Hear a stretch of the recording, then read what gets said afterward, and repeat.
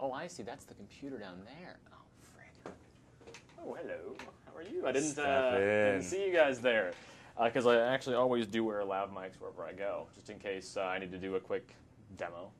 So hey, what are we doing here today, Max? What are we doing? We are doing some stuff.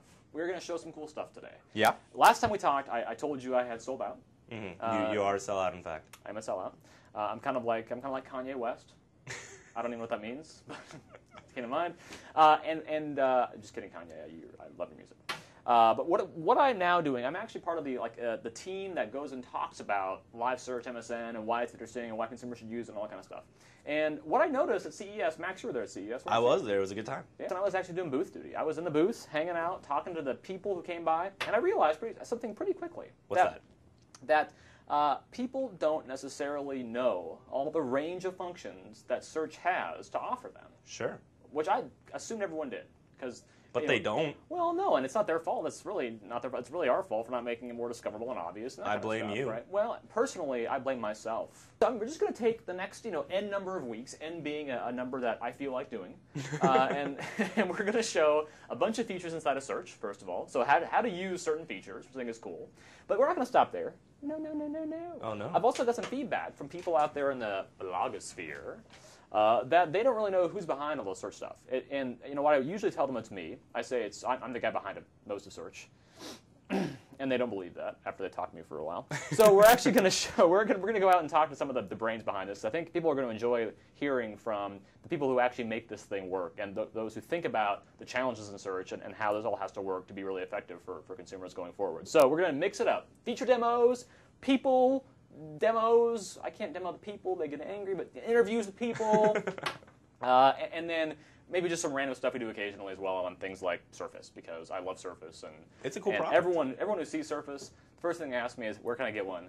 And the second thing they ask me is, oh my God, it costs that much? Are you serious? It's only $15,000. Well, come on, that's like chump change for you.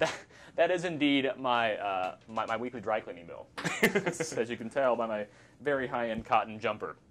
Okay, so let's go ahead. Today we're going to do, so that's the intro. That's what we're doing for the next n number of weeks. We're going to go... N being greater than zero. And less than infinity. Probably, yeah. Okay. We're going to do demos, we're going to people, and we're going to do whatever else I feel like, because that's how we roll here in the Mega Microsofty land. Camtasia Activate.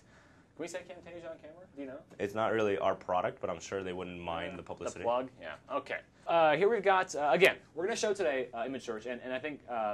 Again, one of those features that isn't well used. I'm not sure why, but if you look at the query logs, it actually isn't that common to see a lot of image searches happening. So a part of that is I think folks just don't know how easy it is to do and how high quality the search actually is. Let's take a look. So I'm going to go here. I'm going to type in the boss because he was involved in some event this weekend. Springsteen, is that right? Springsteen. There you go.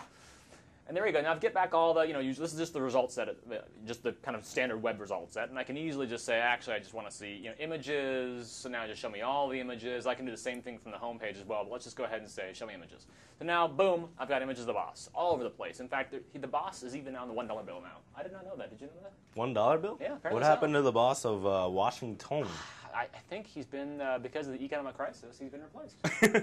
By Bruce Springsteen. Bruce Springsteen is now the first president of the United States. Awesome. So here we go, again, great images. Now, one thing I don't like about a lot of other image searches is that you get a page of images, and then when you realize it's not what you were looking for, you have to hit next, right? Which to me really disrupts the user experience for people. So what would you rather do? I would rather scroll for infinity. Check it out. That sounds like crazy talk. Watch this. Oh my gosh, I'm scrolling. I'm using a little wheel on the mouse wheel activate. Oh, there it renders. Of course, we're actually pre-caching the stuff beneath the fold here, so we're pulling it in.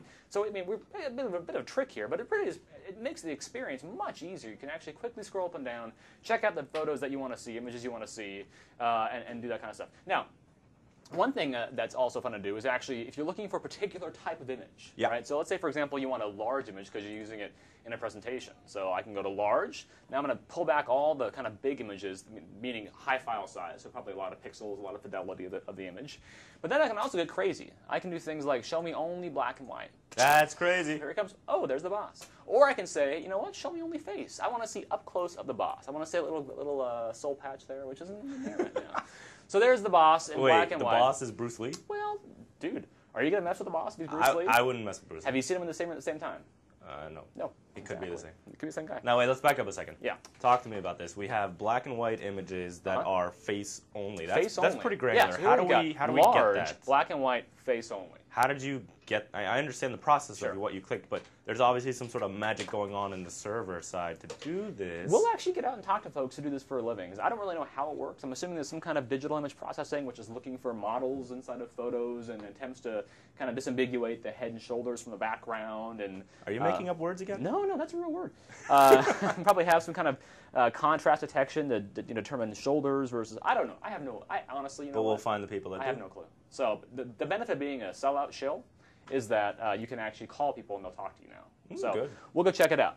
But you get the idea. I mean, great stuff. Of course, the right whale, we also say if you like Bruce Springsteen, you probably also might care about people like Sting, for example, or Neil Young. So one click away, boom, I've got Neil Young photos right there. I can easily get, again, just I want square ones, or I want wide ones, or I want tall ones, depending on what my monitor aspect is going to be. So you get the idea. Kind of fun, super simple, and let's not forget Stefan's favorite feature. What is it, Max?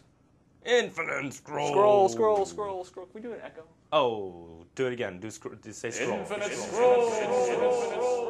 I think we can echo that. We can post that. Okay, so favorite feature. Now, let's see. Sometimes I actually am looking for a logo because I do a lot of presentations. Frankly, that's really all I do is presentations.